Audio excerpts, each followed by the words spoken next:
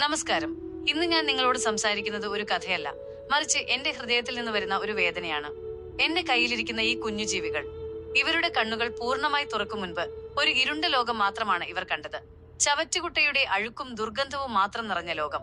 മനുഷ്യനെന്ന പേരിൽ ചില നികൃഷ്ട ജന്മങ്ങൾ സ്വന്തം സ്വാർത്ഥതയ്ക്ക് വേണ്ടി ഇവരെ ഒരു പ്ലാസ്റ്റിക് ബാഗിലാക്കി വലിച്ചെറിഞ്ഞു.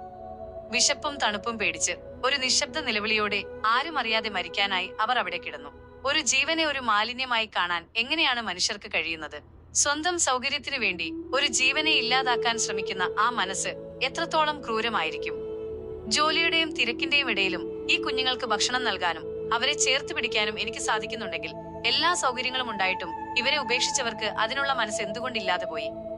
ഈ കുഞ്ഞുങ്ങളെ ചവറ്റുകൂനയിൽ ഉപേക്ഷിച്ചവർ ഓർക്കുക, നിങ്ങൾ വലിച്ചെറിഞ്ഞത് ഒരു മാലിന്യത്തെയല്ല, മറിച്ച് ജീവനുള്ള ഒരു ഹൃദയത്തെയാണ്. നിങ്ങളുടെ ക്രൂരതയിൽ നിന്ന് ഈ കുഞ്ഞുങ്ങൾ രക്ഷപ്പെട്ടു. ഇന്നവർ സുരക്ഷിതരാണ്, ഞങ്ങളുടെ സ്നേഹത്തിന്റെ തണലിൽ.